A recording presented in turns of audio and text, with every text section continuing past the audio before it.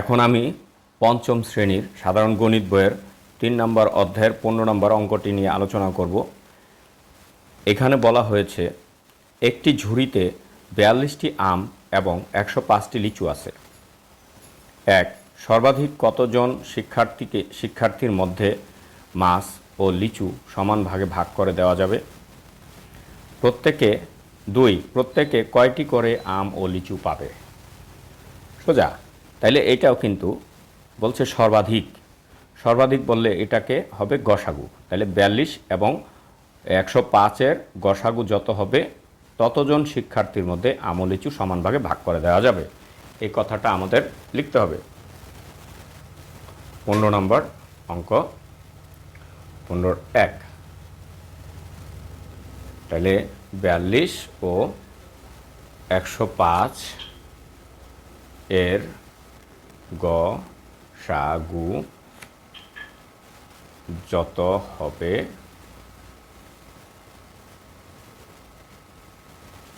ততজন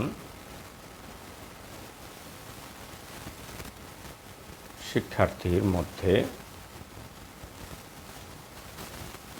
আম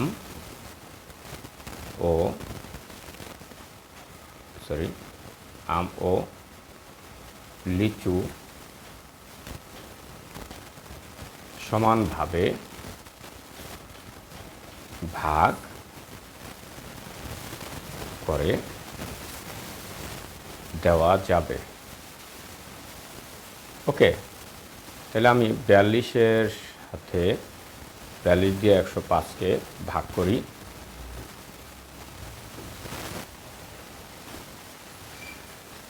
৪২ দুইবার গেলে ৮৪।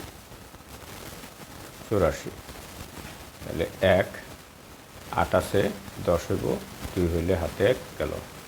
২১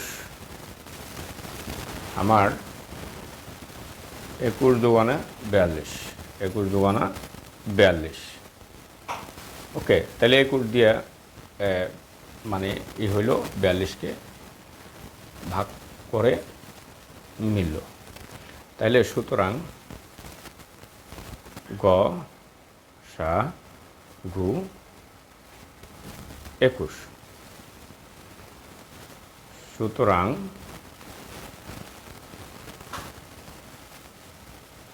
শিক্ষার্থী সংখ্যা ২১ জন। ওকে, তাহলে শিক্ষার্থী আমরা পাইলাম ২১ জন। ২ নম্বর, প্রত্যেকে কয়টি করে আম ও লিচু পাবে?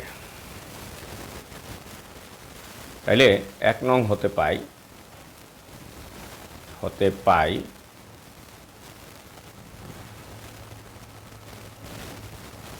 শিক্ষার্থী সংখ্যা এতজন,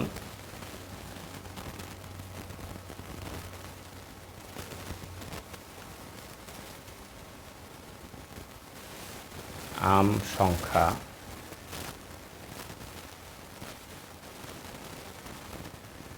৪২টি, লিচু সংখ্যা ১০৫টি। সুতরাং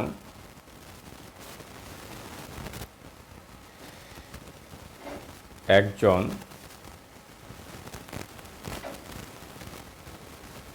শিক্ষার্থী আম পাবে, আম সংখ্যাকে ভাগ দিব ২১ দিয়া,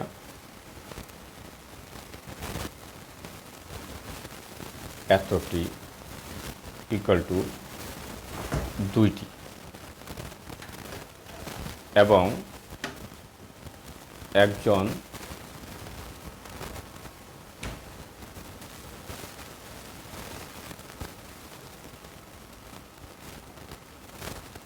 শিক্ষার্থী লিচু পাবে, লিচু সংখ্যাকে শিক্ষার্থীর সংখ্যা দিয়া ভাগ দিব এতটি।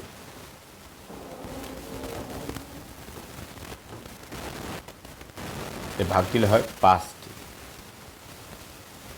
ঠিক আছে, তাহলে আম পাবে 2টি, লিচু পাবে 5টি করে। এ হচ্ছে উত্তর। ধন্যবাদ।